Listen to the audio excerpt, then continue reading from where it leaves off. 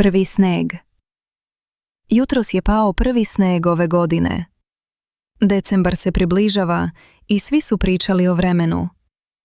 Dok sam gledala kroz prozor, ulica je bila bela, a automobili su vozili sporije nego obično. U gradu ljudi su žurili na posao.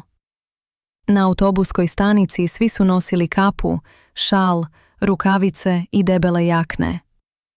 Autobus je kasnio jer su ulice bile klizave i mokra.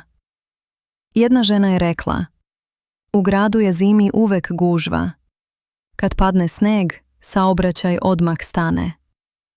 U prodavnicama je bilo mnogo ljudi. Kupovali su hleb, mleko, čaj, mandarinu, ali i praznične ukrase, lampice, sveće i male jelke. Prodavačica je rekla: sneg dođe i svi odmah misle na decembar i praznike. Sviće se osmehnula jer je to bila istina. U centru grada radili su mali zimski štandovi. Prodavali su kuvano vino, med, suvo voće i vruću čokoladu. Miris cimeta se osjećao svuda.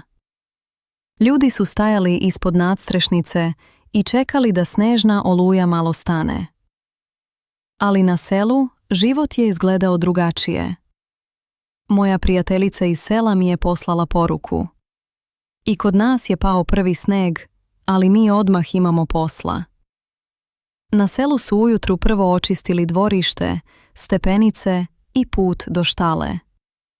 Njena porodica mora da nahrani krave, kokoške i pse bez obzira na vreme. Ona je napisala: kod nas sneg znači više posla. Moramo da pripremimo drva za ogrev, da proverimo peć i da donesemo vodu iz bunara pre nego što se smrzne. Na selu ljudi nose gumene čizme, debele čarape i stare tople kapute. Niko ne žuri.